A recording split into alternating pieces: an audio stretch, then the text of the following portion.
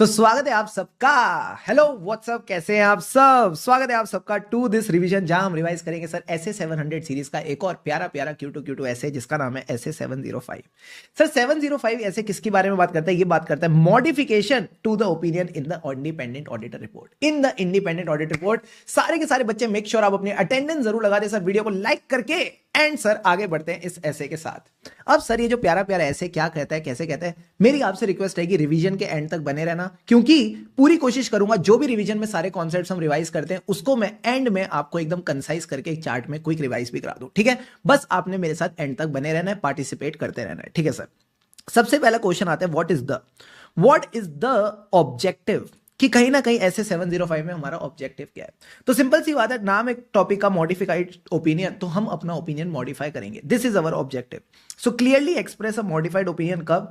चाहे आपको एविडेंस मिला हो या ना मिला हो, चाहे आपको एविडेंस मिला हो या ना मिला हो, यानी auditor concludes based on the evidence obtained that financial statements are not free from material misstatement, या फिर बेचारे को एविडेंस ही नहीं मिल पा रहा ये कंक्लूड करने के लिए कि क्या फाइनेंशियल स्टेटमेंट्स मटेरियल मिसस्टेटमेंट से फ्री है या नहीं। ठीक है सर, ये वाला क्वेश्चन एक बार करके चलना।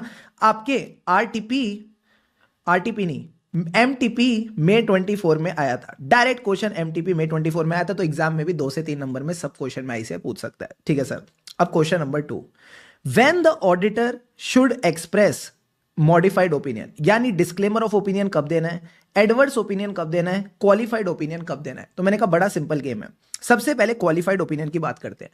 क्वालिफाइड ओपिनियन में कहता है चाहे आपको एविडेंस मिला हो या ना मिला हो, चाहे आपको एविडेंस मिला हो या ना मिला हो, अगर आपको लगता है कि जो भी मिसस्टेटमेंट है उसका इफेक्ट, या फिर अगर एविडेंस नहीं मिला तो उसका पॉसिबल इफेक्ट मटेरियल है बट परवेसिव नहीं, तो आप क्वालिफाइड ओपिनियन दोगे। Then you will give a qualified opinion. ठीक है सर, एडवर्स ओपिनियन कहता है कि आपको एविडेंस मिल गया एंड आपने कंक्लूड किया कि जो इंपैक्ट है that is material and pervasive to the financial statement, तो एडवर्स ओपिनियन दोगे। बट डिस्क्लेमर कहता है कि आपको एविडेंस नहीं मिला और आपको लगता है उसका जो पॉसिबल इफेक्ट है दैट कुड बी मटेरियल और परवेसिव, तो आप डिस्क्लेमर ऑफ ओपिनियन दोगे। Then in that case you will give a disclaimer of opinion.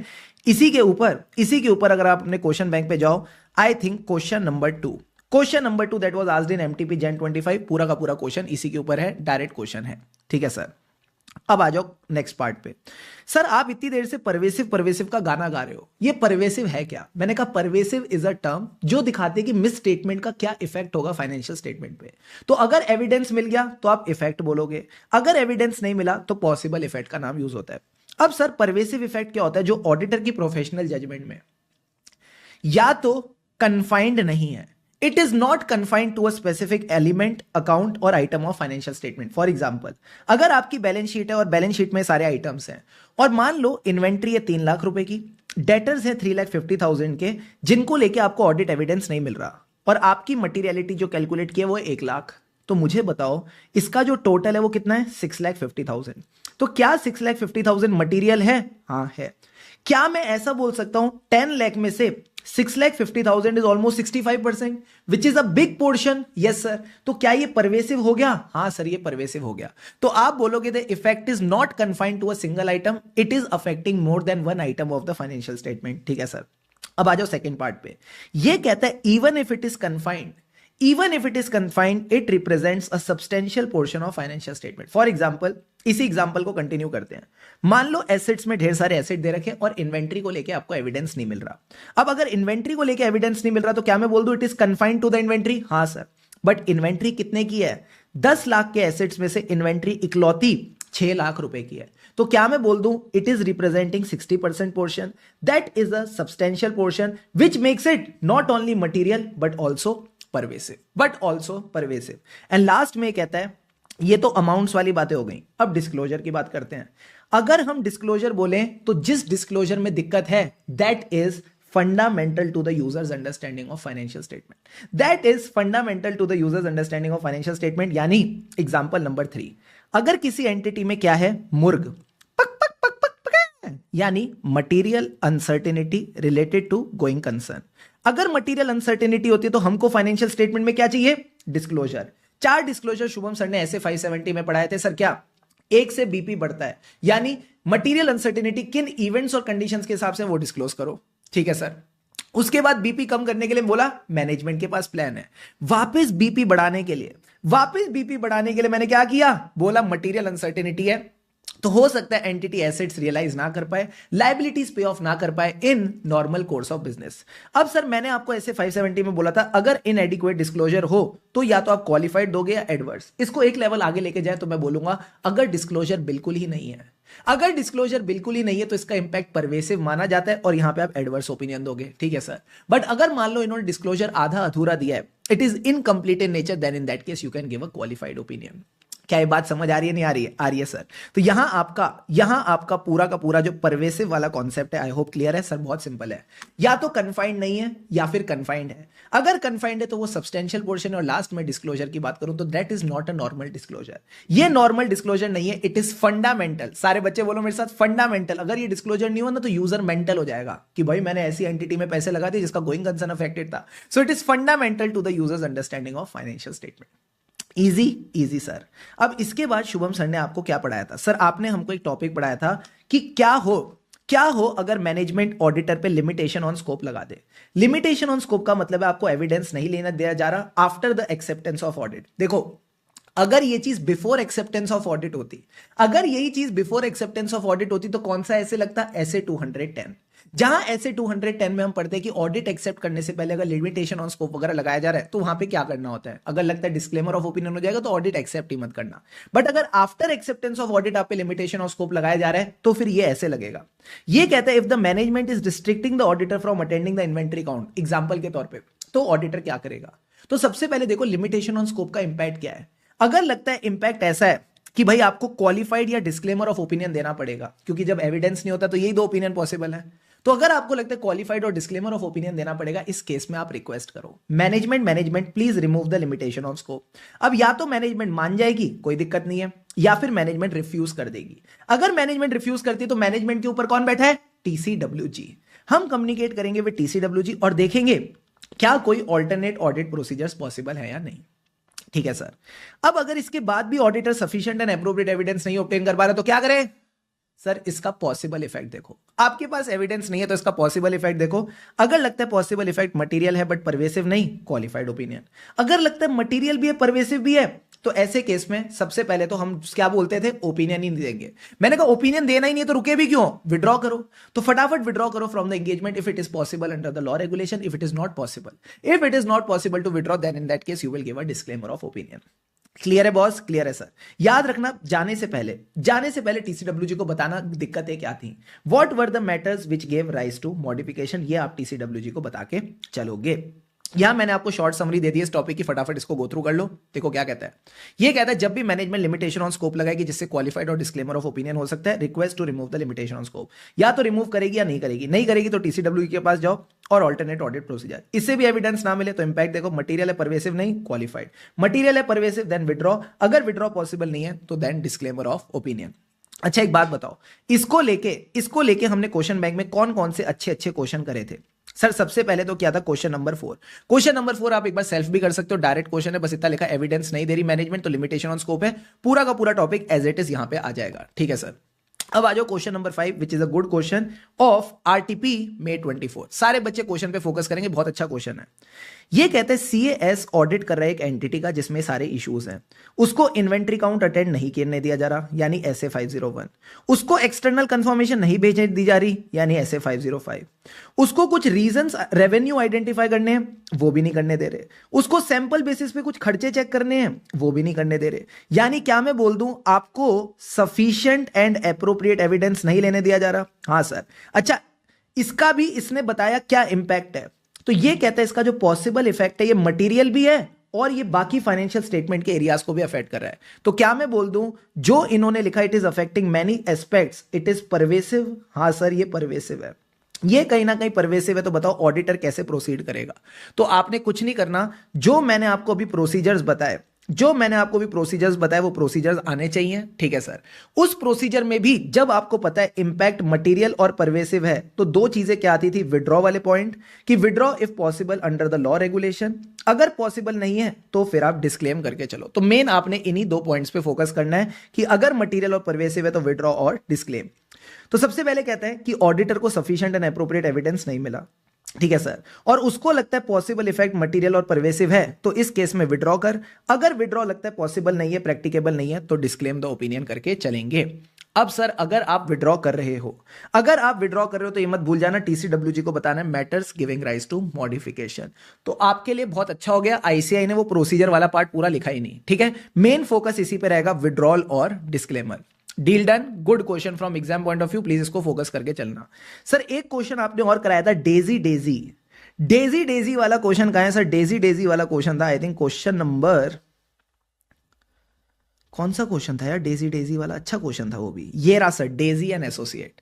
Daisy and associate question number 19, question number 9, सारे बच्चे इधर फोकस करेंगे, ठीक है सर। ये कहता है Daisy and associates are the statutory auditor of Zebra Limited, ठीक है sir. Daisy wants to verify the cash in hand for 31 March 2022। जो कंपनी का कैश बैलेंस है वो 1 लाख रुपए है, कंपनी की टर्नओवर 6 करोड़ रुपए है। कैश वेरिफिकेशन पॉसिबल नहीं है क्योंकि कैशियर छुट्टी पे गया है, बाकी भी कोई एम्प्लॉय अवेलेबल नहीं है कैश वेरीफाई कराने के लिए। तो बताओ क्या रेलिवेंट प्रोविजन है? क्या मैं बोल दूं जब कैश वेरिफिकेशन पॉसिबल नहीं है यानी it is a limitation on scope? Yes और नो? यस सर, ये कहीं ना कहीं लिमिटेशन ऑन स्कोप बन गया। तो जो लिमिटेशन ऑन स्कोप के पॉइंट्स है वो लिखो। सबसे पहले मैनेजमेंट को रिक्वेस्ट करेंगे टू रिमूव द लिमिटेशन, फिर आपको यहां पे लिखना है टीसीडब्ल्यूजी और alternate procedure. But sir cash verification का ऑल्टरनेट क्या हो सकता है?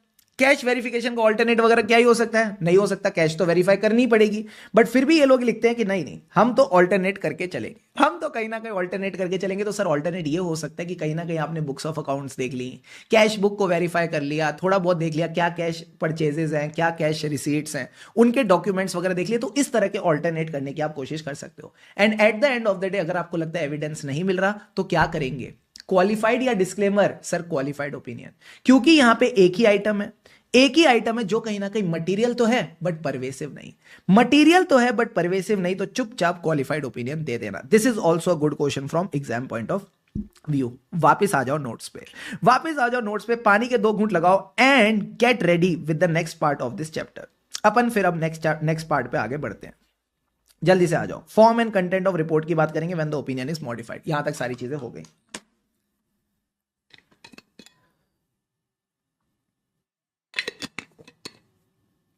आ जाओ सर, सबसे पहले बात करते हैं ओपिनियन की। अगर मैं बात करूं ओपिनियन की तो 3 मॉडिफाइड ओपिनियन पॉसिबल कौन से हैं? डाकू, डाकू मतलब डिस्क्लेमर, एडवर्स और क्वालिफाइड। क्वालिफाइड ओपिनियन कब देते हैं? अभी अभी बताया था, चाहे एविडेंस मिले या ना मिले। अगर इंपैक्ट मटेरियल है बट परवेसिव नहीं तो क्वालिफाइड ओपिनियन, ठीक है सर। एग्जांपल लेते हैं आईसीआई के स्टडी मटेरियल का। एक कंपनी ने बाइफरकेट नहीं कर रखा लोन्स को लॉन्ग टर्म और शॉर्ट टर्म में, साफ साफ क्वेश्चन में लिखा है कि इंपैक्ट मटेरियल है बट परवेसिव नहीं, तो क्या आएगा? क्वालिफाइड ओपिनियन आएगा, ठीक है सर। अब क्वालिफाइड ओपिनियन देना कैसे है? क्वालिफाइड ओपिनियन देना कैसे, तो मेरे को एक बात बताओ, क्वालिफाइड ओपिनियन ने क्या सिखाया था? सर क्वालिफाइड ओपिनियन का मतलब है जो मिस स्टेटमेंट है उसका इंपैक्ट मटेरियल है बट परवेसिव नहीं। परवेसिव नहीं यानी सिर्फ गलती यही है, इसके अलावा, डू दिस विद मी, इसके अलावा बाकी फाइनेंशियल स्टेटमेंट ठीक बने, इसके अलावा बाकी फाइनेंशियल स्टेटमेंट ठीक बने। तो सर ये चीज कैसे लिखते हैं? ये लोग अपने ओपिनियन में इस तरह से लिखते हैं कि भाई जब भी क्वालिफाइड ओपिनियन देना है तो आप बोलोगे in our opinion except for the effect of the matter, इसके अलावा जो कि मैटर डिस्क्राइब्ड है in basis for qualified opinion section, बाकी फाइनेंशियल स्टेटमेंट ठीक बने हैं। अगर आपका फेयर प्रेजेंटेशन फ्रेमवर्क है तो आप फेयर वाला वर्ड यूज करोगे कि financial statement present fairly in all material respects as per the applicable FRF, या फिर आप बोल दो they give a true and fair view. But अगर कंप्लायंस फ्रेमवर्क है, जो नलायक फ्रेमवर्क था, जो फेयरनेस की बात ही नहीं करता, तो सीधा बोलेगा financial statement are prepared in all material respects as per the applicable FRF. तो यानी इन गलतियों के अलावा बाकी फाइनेंशियल स्टेटमेंट ठीक बने। सर मुझे एक बात बताओ, अगर एविडेंस नहीं मिला और फिर क्वालिफाइड ओपिनियन दे रहे हो तो ये लाइन हो जाएगी एक्सेप्ट फॉर पॉसिबल इफेक्ट, फिर आप accept for the possible effect वाली लाइन लिख के चलोगे। अब आओ मेरे साथ एडवर्स ओपिनियन। एडवर्स ओपिनियन कब होता है? जब एविडेंस मिला या नहीं मिला, एविडेंस मिल गया और इंपैक्ट मटेरियल भी है और परवेसिव भी, यानी कहीं ना कहीं आप कह सकते हो पूरे ही फाइनेंशियल स्टेटमेंट खराब बने हैं। तो जब पूरे फाइनेंशियल स्टेटमेंट खराब बने तो ये बोलोगे इसके अलावा बाकी सब ठीक बना या इसी की वजह से सब खराब बना है? सर हम बोलेंगे इसी की वजह से, because of the significance of the matter described in basis for adverse opinion section, financial statement खराब बने हैं। अगर आपका फेयर प्रेजेंटेशन फ्रेमवर्क है तो बोलो they don't give a true and fair view, या फिर they are not prepared materially fairly in all material respects as per the applicable FRF, ठीक है सर। बट अगर ये कंप्लायंस फ्रेमवर्क है तो सीधा बोलो they are not prepared in all material respects as per the applicable FRM. अब ICI का क्वेश्चन ये कहता है कि ऑडिटर ने फाउंड किया मतलब सफिशिएंट एंड एप्रोप्रिएट एविडेंस मिल गया कि भाई जो कंपनी के स्टॉक्स और डेटर्स है ये रियलाइजेबल नहीं है, ये कहीं ना कहीं रियलाइजेबल नहीं है, कैशियर ने कुछ फ्रॉड वगैरह भी कर रखा है, एंड ये सारी चीजें फाइनेंशियल स्टेटमेंट में रिफ्लेक्टेड है। तो सारे बच्चे एक बात बताओ, नहीं रिफ्लेक्टेड नहीं है, ये जो पॉइंट्स है ये रिफ्लेक्टेड नहीं है। तो अगर फाइनेंशियल स्टेटमेंट में रिफ्लेक्टेड नहीं है यानी मटेरियल मिसस्टेटमेंट है, मटेरियल मिसस्टेटमेंट है। और क्या ये रिस्ट्रिक्टेड है, क्या ये कन्फाइंड है? मैंने कहा कन्फाइंड नहीं है, एक से ज्यादा आइटम को अफेक्ट कर रही है जो कि 80% ऑफ द टोटल एसेट है। ये 80% ऑफ द टोटल एसेट से पता चल गया परवेसिव भी है, इससे पता चल गया परवेसिव भी है। अगर यहां नहीं भी लिखा होता ना कि मटेरियल एंड परवेसिव है, कोई भी समझदार बच्चा पहचान जाएगा कि ये सर परवेसिव भी है। तो ऐसे केस में बोलता है कि आपकी रिपोर्टिंग रिक्वायरमेंट क्या रहेगी। तो सिंपल सी बात समझना मेरे दोस्त, सबसे पहले तो एडवर्स ओपिनियन आएगा। दूसरी बात, जब भी फ्रॉड होता है तो सर फ्रॉड के केस में क्या होता है, आपको कारो 2020 की रिपोर्टिंग करनी होती है, जो हम कारो 2020 में पढ़ेंगे, ठीक है सर। साथ ही साथ एक सेक्शन 143(12) है जो लॉ में आपने पढ़ा होगा सर, उसमें क्या लिखा था, उसमें लिखा होता है जिस थाली में खाया उसी में छेद। यानी जब कंपनी का खुद का ऑफिसर और एम्प्लॉय फ्रॉड करता है और 1 करोड़ एंड अबव, तो उसके बारे में आपको सेंट्रल गवर्नमेंट को बताना पड़ता है, तो उसकी भी रिपोर्टिंग यहां पे साथ साथ हो जाएगी, ठीक है सर। अब इसके बाद आता है हमारा disclaimer of opinion. Disclaimer of opinion यानी हाथ खड़े कर दिए। हाथ खड़े क्यों कर दिए? क्योंकि आपके पास एविडेंस ही नहीं है। So if you don't have the evidence and feel possible effect will be material और परवेसिव, तो फिर आप अपना ओपिनियन डिस्क्लेम करोगे। अच्छा, क्या हमेशा ऐसा होता है कि एविडेंस नहीं होता तभी डिस्क्लेम करते हैं? या ऐसा भी हो सकता है कि एविडेंस है बट फिर भी एक फील आ रही है कि एविडेंस नहीं है, फिर भी ओपिनियन डिस्क्लेम किया? सर ऐसा भी हो सकता है, ऐसा भी हो सकता है। हमने एक केस देखा था सर, कौन सा वाला केस? तो मैंने आपको केस स्टडी दिखाई थी परेशान लिमिटेड की। वाह सर, मैं परेशान लिमिटेड परेशान क्यों थी? क्योंकि सर बेचारों को बहुत फाइनेंशियल इश्यूज आ रहे हैं, इनके अंदर लिक्विडिटी के क्राइसिस चल रहे हैं, साथ ही साथ इनके मल्टीपल लीगल डिस्प्यूट चल रहे हैं। कोई एक लीगल डिस्प्यूट नहीं है, मल्टीपल लीगल डिस्प्यूट है जिससे सब्सटेंशियल लायबिलिटीज हो सकती हैं। अब सर इसके अलावा गवर्नमेंट की नई रेगुलेशन आई है जिससे इनके फ्यूचर रेवेन्यू पे भी दिक्कत है। तो कहना इसे 3 दिक्कतें, हाँ सर 3 दिक्कतें identifying going concern, legal dispute और गवर्नमेंट का इंपैक्ट। अब सर एक बात बताना, हम यहां पे डिस्क्लेमर ऑफ ओपिनियन क्यों देंगे? तो मैं आपको बोलता हूं, ये जो तीनों चीजें हैं, ये कहीं ना कहीं अनसर्टेनिटीज है कि कहीं ना कहीं लिक्विडिटी अगर नहीं होगी तो एंटिटी बंद हो सकती है। जो लीगल डिस्प्यूट है वो एक नहीं है, मल्टीपल लीगल डिस्प्यूट है, तो उनका क्या इंपैक्ट आएगा? It is very uncertain. Market और रेगुलेटरी इंपैक्ट क्या होगा? Again it is very uncertain. तो भले ही आपको इनको लेके एविडेंस मिल गया है, भले ही आपको हर इंडिविजुअल अनसर्टेनिटी पे एविडेंस मिल गया है, बट कहीं ना कहीं ये अनसर्टेनिटीज एक दूसरे के साथ इंटरैक्ट कर सकती हैं। सर कैसे इंटरैक्ट कर सकती हैं? अगर कंपनी शटडाउन हो जाए ड्यू टू लिक्विडिटी, क्या कोई केस की वैल्यू रह जाएगी? मैंने कहा केस की कोई वैल्यू रह ही नहीं जाएगी। There is no value of the case which is pending. अगर कंपनी शटडाउन नहीं हुई और केस चलता रहा और कंपनी केस हार गई, कंपनी कहीं ना कहीं केस हार गई और सब्सटेंशियल लायबिलिटी हो गई, तो लिक्विडिटी प्रॉब्लम हो जाएगी। इसी तरह नए रेगुलेशन से भी अनसर्टेनिटीज हो सकती है। तो मैं कहूं सिंपल सी बात है, भले ही मेरे पास हर अनसर्टेनिटी का इंडिविजुअली एविडेंस है, बट एज अ ऑडिटर में कंक्लूड नहीं कर सकता कि इन टोटलिटी अगर इन सब अनसर्टेनिटीज को साथ में कंसीडर करूं तो क्या financial statement true and fair view दे रहे हैं कि नहीं। तो even though you have the evidence individually, but if you are not able to conclude, तो सर हम क्या करेंगे? डिस्क्लेमर ऑफ ओपिनियन दे देंगे। फिर इस केस में डिस्क्लेमर ऑफ ओपिनियन दे देंगे। It is just like the Ranbir Kapoor song, तुम साथ हो या ना हो क्या फर्क है, बेदर्द थी जिंदगी बेदर्द है। तो मैंने कहा यहां एविडेंस हो या ना हो क्या फर्क है? डिस्क्लेमर ऑफ ओपिनियन ही देंगे क्योंकि हम कंक्लूड ही नहीं कर पा रहे। तो यही बात आपकी किताब में लिखी है कि एक्सट्रीम रेयर सर्कमस्टेंसेस में ऐसी सिचुएशन आ सकती है कि there are multiple uncertainties, going concern भी खराब हो रहा है, गवर्नमेंट भी नई रेगुलेशन ला रही है, मल्टीपल केसेस भी चल रहे हैं कि आप अपना ओपिनियन ही नहीं बना पा रहे, आप आपका ओपिनियन नहीं बना पा रहे क्योंकि ये सब अनसर्टेनिटीज एक दूसरे से इंटरेक्ट कर रही हैं एंड इनका कहीं ना कहीं क्यूमुलेटिव इफेक्ट आपको नहीं पता चल रहा ऑन द फाइनेंशियल स्टेटमेंट। बस इस बात को आपको समझ के चलना है। अब सर एक बात बताना, जब भी हम अपना ओपिनियन डिस्क्लेम करेंगे तो उसमें 3 बातें लिखनी है ओपिनियन में। क्या? पहले तो बोलो हमारे पास ओपिनियन ही नहीं है, we do not express an opinion. क्यों ओपिनियन एक्सप्रेस नहीं कर रहे? Because of the significance of the matter, जिसके बारे में हमने बताया in the basis for disclaimer of opinion section. क्या बताया है कि भाई हमको एविडेंस नहीं मिला, एंड आखिरी में जो आप ऐसे 700 में एक लाइन लिखते हो ना कि that we are audited the financial statement, जो ओपिनियन वाले सेक्शन में 4 बातें आती थी ना, 4-5 बातें, क्या क्या आती थी? जल्दी से रिवाइज कराओ। सर ओपिनियन वाले सेक्शन में 5 बातें आती थी। सबसे पहले identify the entity whose financial statements are audited, very good. फिर उसके बाद state that the financial statements are audited, ठीक है। अब फाइनेंशियल स्टेटमेंट में क्या आता है, टाइटल ऑफ ईच स्टेटमेंट। इसके बाद मैंने कहा था ऊपर देखो नीचे देखो। ऊपर देखो यानी ऊपर लिखे होते date and period covered by financial statement, नीचे लिखे होते हैं डिस्क्लोजर्स। ये 5 बातें डिस्कस की थी।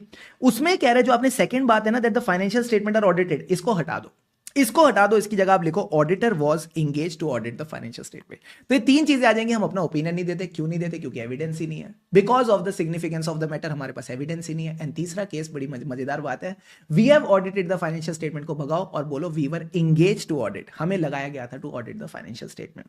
अब ये मैंने बात आपको ऑलरेडी 701 में सिखाई थी। जब भी कैम सेक्शन आएगा तो डिस्क्लेमर ऑफ सॉरी जब भी डिस्क्लेम करेंगे ओपिनियन तो कैम सेक्शन नहीं आएगा। क्लियर है बॉस? क्लियर है सर। अब यहां पे एक छोटा सा केस दे रखा है सर, क्या इसमें ध्यान से समझना, कुछ भी नहीं है। कंपनी पहले मैनुअल अकाउंटिंग करती थी, मैनुअल अकाउंटिंग से इलेक्ट्रॉनिक अकाउंटिंग पे चले गए, सैप बेस्ड अकाउंटिंग पे चले गए। अब जब सैप बेस्ड अकाउंटिंग है ना, इससे हमको एविडेंस ही नहीं मिल रहा, इससे हमको एविडेंस नहीं मिल रहा, कोई भी एविडेंस अवेलेबल नहीं है। तो जब अकाउंटिंग का एविडेंस ही अवेलेबल नहीं तो पूरे फाइनेंशियल स्टेटमेंट का एविडेंस अवेलेबल नहीं है। यानी you can say the impact is material plus pervasive, yes और नो? Yes sir. तो इस केस में हम डिस्क्लेमर ऑफ ओपिनियन देंगे। We will give a disclaimer of opinion. पानी के 2-2 घूंट लगाओ। Now we are on the last part of this ऐसे, basis for opinion. Everyone quickly confirm in the chat box.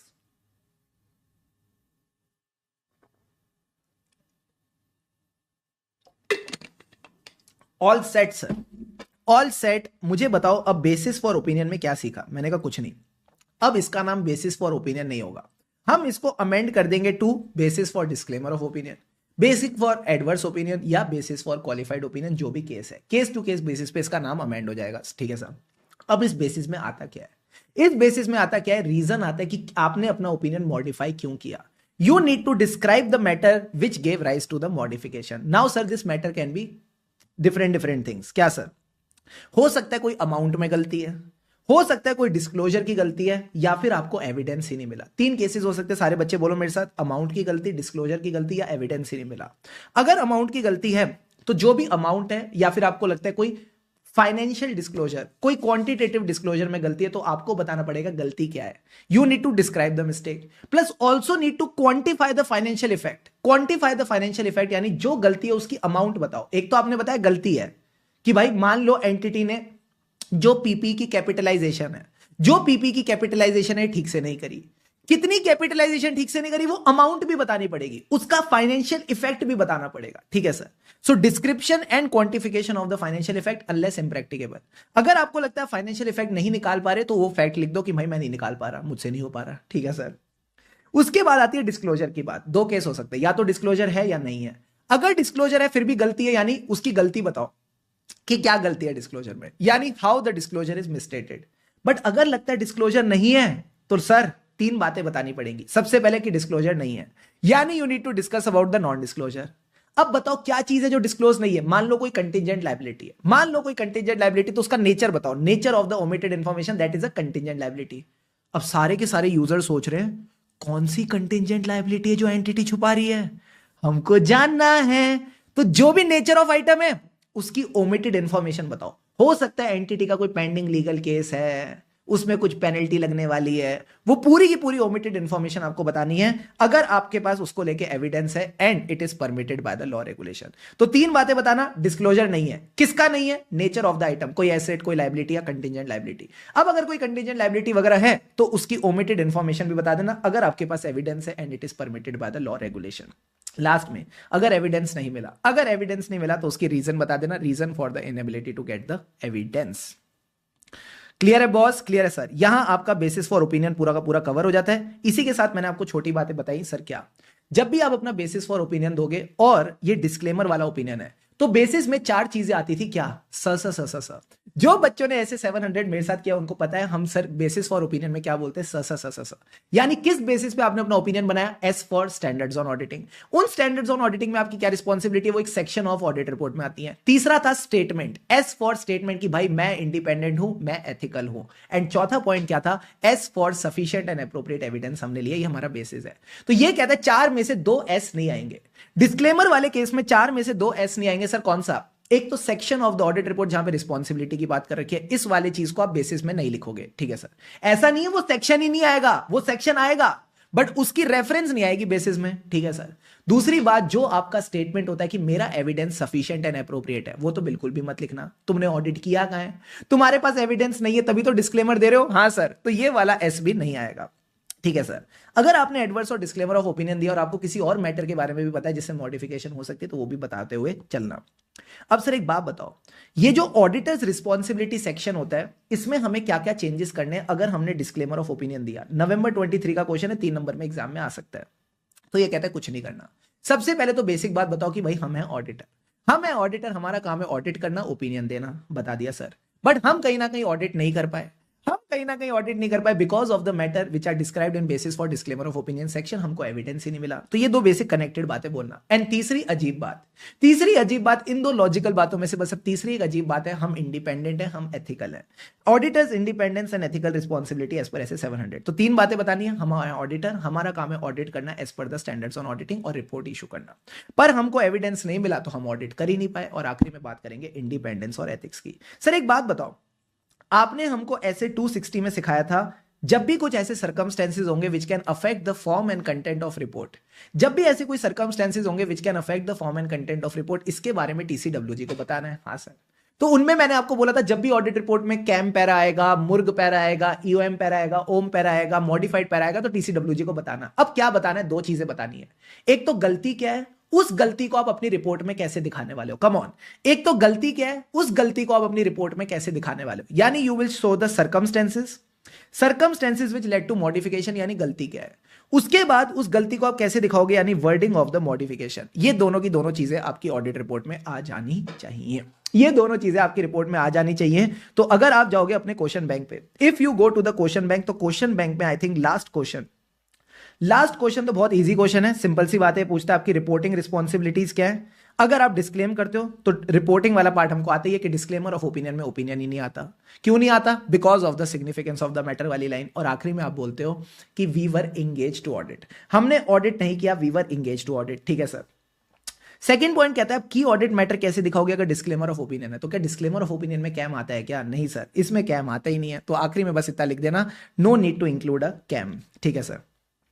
इसके अलावा ये कहता है टीसीडब्ल्यूजी को आपको बताना कैसे। अगर आप एडवर्स ओपिनियन दे रहे हो तो आप टीसीडब्ल्यूजी को क्या रिस्पॉन्सिबिलिटी है बताने की। तो मैंने कुछ नहीं बताया, गलती बतानी है, गलती बतानी है, यानी you need to tell the circumstances which led to modification. दूसरी बात, wording of the opinion, wording of the modification, बस इतना बता के चलना है। यहां ऐसे 705 डन डना डन डन, जाना नहीं है, जाना नहीं है। सारे बच्चे बोलो शुभम सर। मैंने कहा हाँ सर, जो आपने रायता फैलाया है उसको हमें बढ़िया तरीके से रिवाइज करा दो।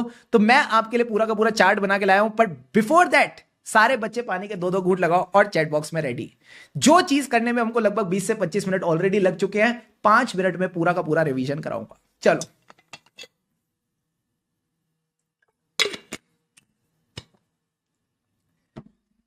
कॉन्सेप्ट्स रिवाइज हो गए, तड़कते भड़कते क्वेश्चंस रिवाइज हो गए। अब आ जाओ ये वाला पार्ट भी कर लेते हैं। अच्छा, इस वाले पार्ट को करने से पहले ना एक क्वेश्चन आई थिंक रह गया है, बस ये आता हूं इस पर, डोंट वरी। एक क्वेश्चन आई थिंक रह गया, टेस्ट योर अंडरस्टैंडिंग वाला। सर टेस्ट योर अंडरस्टैंडिंग वाला क्वेश्चन क्या कहता है, एक बार देख लेते हैं। क्वेश्चन नंबर 1, ये सबका भला हो जाएगा इसके साथ, ठीक है सर। सीए सरस भाई Patel while conducting the audit of entity feels there is a atmosphere of non cooperation। non cooperation मतलब कंपनी कॉपरेट नहीं कर रही। they were not providing the necessary support for attending the inventory count। क्या मैं बोल दूं limitation on scope? Yes sir. Plus CFO is not providing him the present address of customers, ये भी नहीं दे रहा। ये तो सर हम ऑलरेडी कर चुके हैं, हाँ ये हम ऑलरेडी कर चुके हैं, ये हम कहीं ना कहीं ऑलरेडी कर चुके हैं। सरस भाई पटेल वाला जो क्वेश्चन है, this is something we have already covered. कि कौन सा टाइप ऑफ ओपिनियन आएगा जब पता है मटेरियल और मेनी एस्पेक्ट्स कवर कर रहे हैं, तो यहां पे आ जाएगा डिस्क्लेमर ऑफ ओपिनियन। यहां पे कहीं ना कहीं आप डिस्क्लेमर ऑफ ओपिनियन दे दोगे, कुछ भी नहीं था। अब आ जाओ फटाफट मेरे साथ ऑन द नोट्स। आ गए सर, अब शुरू करते हैं quick revision. Now let's begin with a quick revision of SA 705। सबसे पहले एसए 705 किसकी बात करता है? Modification to the opinion in independent audit report, ठीक है सर। हमारा ऑब्जेक्टिव क्या था? हमारा ऑब्जेक्टिव है मॉडिफाइड ओपिनियन देना, चाहे एविडेंस मिला या नहीं मिला। अगर लगता है मटीरियल मिसस्टेटमेंट है या फिर एविडेंस नहीं मिला, तो आप कंक्लूड ही नहीं कर पा रहे कि मटीरियल मिसस्टेटमेंट है या नहीं। अब सर 3 तरह के ओपिनियन होते हैं, कौन कौन से? Qualified, adverse, disclaimer. Qualified opinion कब देते हैं? जब भी लगता है सफिशिएंट एविडेंस मिला, या नहीं मिला, चाहे एविडेंस मिला या नहीं मिला, but impact is material but not pervasive. Adverse opinion कब देते हैं? जब एविडेंस मिला बट इंपैक्ट मटेरियल भी है, परवेसिव भी है। पर एविडेंस नहीं मिला बट इंपैक्ट मटेरियल है और परवेसिव, तो फिर डिस्क्लेमर ऑफ ओपिनियन। अब सर परवेसिव का मतलब क्या है? शुभम सर ने 3 एग्जांपल्स के साथ सिखाया था। First of all, it is not confined to a specific element, account और item of financial statement. It is not confined to a specific element, account और item of the financial statement. ठीक है sir. इसके अलावा even if confined, it is a substantial portion of the financial statement. अगर कोई disclosure है that is fundamental to the understanding of the users of financial statement, fundamental to the understanding of the users of financial statement. ठीक है sir. अब sir जब ये सारी बातें हो गई तो मुझे बताओ क्वालिफाइड ओपिनियन कैसे दिया जाता है? क्या हम बोलते हैं इसकी वजह से सारी दिक्कतें, या इसके अलावा सब कुछ ठीक है? इसके अलावा सब कुछ ठीक है, यानी एक्सेप्ट फॉर द इफेक्ट और possible effect of the matter, जो आपने basis for qualified opinion section में बताया, financial statement give a true and fair view. Adverse में क्या बोलते हैं? इसी की वजह से financial statement do not give a true and fair view, because of the significance of the matter financial statement don't give a true and fair view. Disclaimer के case में 3 चीजें आती हैं। सबसे पहले तो हम अपना ओपिनियन ही नहीं देते। क्यों नहीं देते? Because of the significance of the matter that are described in basis for disclaimer of opinion section, हमें एविडेंस नहीं मिला। एंड लास्ट में अमेंड द स्टेटमेंट की ऑडिट रिपोर्ट में जो आप डालते थे कि फाइनेंशियल स्टेटमेंट्स आर ऑडिटेड, ये नहीं आएगा। क्या आएगा? We were engage to audit the financial statement. हमें कहीं ना कहीं इंगेज किया गया था to audit the financial statement. ठीक है सर। ओपिनियन वाला पार्ट तो हो गया। ओपिनियन के बाद कौन सा पैरा आता है? Basis for opinion. इसको अमेंड करके हम लिख देंगे बेसिस फॉर डिस्क्लेमर, एडवर्स या qualified opinion, whatever be the case. अब सर इसी के साथ साथ आपको डिस्क्राइब करना पड़ता है matter which gave rise to modification. अब ये मैटर क्या क्या हो सकता है, ध्यान से समझना। या तो गलती अमाउंट में हो सकती है, या डिस्क्लोजर में हो सकती है, या एविडेंस को लेके हो सकती है कि एविडेंस ही नहीं मिला। अगर अमाउंट की गलती है तो अमाउंट बताओ, वो अमाउंट की गलती हो सकती है, या क्वांटिटेटिव डिस्क्लोजर। तो इस केस में आपको 2 बातें बतानी है, describe the mistake and quantify the mistake. Come on, describe the mistake, quantify the mistake of the financial effect. अगर क्वांटिफिकेशन प्रैक्टिकेबल नहीं है तो बस आप इतनी सी बात लिखो कि भाई क्वांटिफिकेशन प्रैक्टिकेबल नहीं है। अब डिस्क्लोजर की बात करते हैं। अगर डिस्क्लोजर है बट गलती है, देन एक्सप्लेन दैट मिस्टेक। ठीक है सर। बट अगर डिस्क्लोजर है ही नहीं, then in that case you should discuss that there is non disclosure. Then describe the nature of non disclosure, कि ये कंटिंजेंट लायबिलिटी का है। अब जो कंटिंजेंट लायबिलिटी ओमिटेड है, जो भी केस का मैटर है उसको इंक्लूड करो, include the omitted information. So discuss the non disclosure, describe the nature of non disclosure and include the omitted information. Clear है बॉस? अब सर अगर सफिशिएंट एंड एप्रोप्रिएट एविडेंस नहीं मिला, इसकी वजह से ओपिनियन मॉडिफाई किया, तो उसका रीजन बता दो। Reason for the inability to obtain the evidence. ठीक है सर। अब आओ मेरे साथ, कुछ स्पेशल पॉइंट्स हैं जिनको आपको कंसीडर करना है for disclaimer of opinion. Sir क्या? जब भी आप बेसिस दोगे फॉर डिस्क्लेमर ऑफ ओपिनियन, उसमें से 2 एलिमेंट्स नहीं आएंगे। याद है हमने 4 एलिमेंट्स पढ़े थे सर, कौन से? बेसिस वाले एसएसएस। सर वाले कौन से थे कि कहीं ना कहीं हमने अपना ऑडिट किया as per standards on auditing, sufficient and appropriate evidence है, उसके बाद सेक्शन ऑफ द रिपोर्ट जहां पे रिस्पॉन्सिबिलिटी के बारे में लिखा है, और उसके बाद स्टेटमेंट कि हम एथिकल हैं। तो ये कहते हैं 2 एस नहीं आएंगे। सबसे पहले तो section of the audit report जहां पे ऑडिटर की रिस्पॉन्सिबिलिटी लिखी है। दूसरी बात कि आपको सफिशिएंट एंड एप्रोप्रिएट एविडेंस मिला, ये बात मत लिखना, क्योंकि सबको पता है डिस्क्लेमर दिया मतलब एविडेंस नहीं मिला। तो ये दोनों एस अवॉइड करके चलेंगे। ठीक है सर। उसके बाद ये कहता है जब भी आप डिस्क्रिप्शन दोगे ऑफ द ऑडिटर रिस्पॉन्सिबिलिटी, इसमें अमेंडमेंट करना। सर 3 स्टेटमेंट आएंगे सर। क्या? सबसे पहले तो our responsibility is to audit the financial statement as per SA and give the audit report. But कहीं ना कहीं हम ये काम नहीं कर पाए। क्यों? Because of the matter in the basis of disclaimer of opinion section, जिसकी वजह से हमको एविडेंस नहीं मिला। तो मैं बताऊं ना, ये वाला जो पॉइंट है ये आपका डिस्क्रिप्शन ऑफ ऑडिटर रिस्पॉन्सिबिलिटी का भी पार्ट बनता है। प्लस अगर आप डिस्क्लेमर का ओपिनियन देखो तो यहां पे भी ये सेम टू सेम पॉइंट्स आ जाता है when you are writing the disclaimer of opinion. तो ये दोनों का पॉइंट कॉमन है। प्लीज ये छोटी सी बात ध्यान रखना, ठीक है? वरना कई बार बच्चों को कंफ्यूजन होती है। और आखिरी में सबसे अजीब point that we were independent and हमने एथिकल रिस्पॉन्सिबिलिटी से कंबाइन किया। अब सर कुछ अदर टॉपिक्स जो मैंने पढ़ाए थे वो क्या थे? जब भी मैनेजमेंट इंपोज करेगी लिमिटेशन ऑन स्कोप, जिसकी वजह से लगता है क्वालिफाइड और डिस्क्लेमर ऑफ ओपिनियन आएगा, तो हम क्या करेंगे? Request the management to remove the limitation on scope. अगर उन्होंने रिफ्यूज कर दिया तो टीसीडब्ल्यूजी के पास जाओ और करो ऑल्टरनेट ऑडिट प्रोसीजर। उससे भी लगता है एविडेंस नहीं मिल रहे और आपको लगता है इंपैक्ट मटीरियल है बट परवेसिव नहीं, तो क्वालिफाइड ओपिनियन।